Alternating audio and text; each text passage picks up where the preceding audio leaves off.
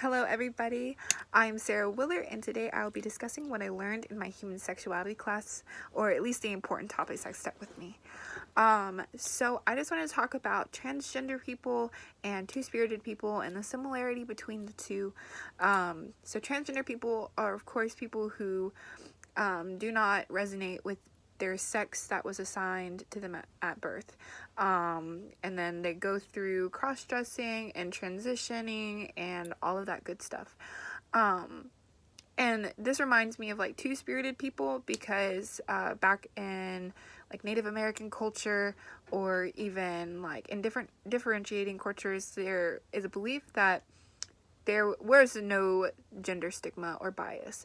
It was kind of like everybody just kind of did what they were good at.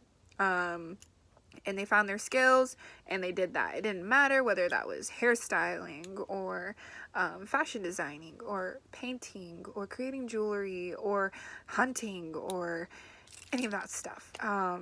So anything that was like an expected, appropriate gender role was not followed for the two-spirited people. And I found that very beautiful because I identify as non-binary now because of my experience through this course. And I've learned that I do not identify with the genders and stigmas and expectations that are placed on the genders, the ideology of the characteristics and personality traits that a specific gender is supposed to be. I have not agreed with, and I do not resonate, and therefore I do not consider myself either or.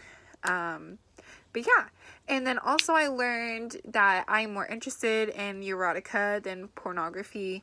Erotica is more sensual and personal and poetic, whereas pornography is more aggressive and more men aimed, which can be for anyone, like I was just saying. But yeah, and I found through erotica that I really enjoy tantric sex, which tantric sex, if you don't know what it is, it's really great. But it's where you and your partner exchange energy during intercourse, and through this you also harmonize your breaths, and by doing this you become very, very connected with your partner and very sensual and arousing, just from personal experience. But yeah, so found out that I'm interested in that, and that's cool.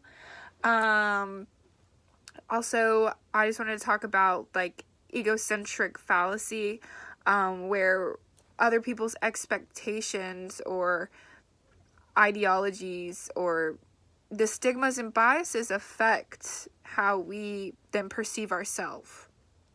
And when we perceive ourselves negatively, or we do not follow expectations that society has placed on us, we feel out of touch. We feel like we are an outsider and that we're different, and we don't ever want to be different. For some reason, we all want to blend in, and we all want to, not be seen or to be seen, like, it just depends on the person. But, like, we're just not trying to be different. We're not trying to get teased for it. And so, yeah. So moving forward, I want to talk about the career that I want to go into, which is art therapy.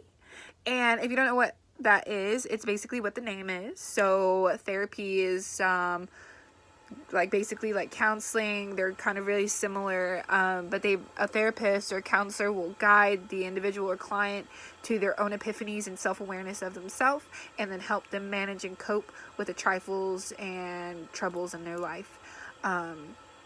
But yeah, so with that, I want to utilize art to navigate people through their therapy sessions, and utilize activities with art materials to help them figure out ways that they can focus and emotionally regulate themselves through art.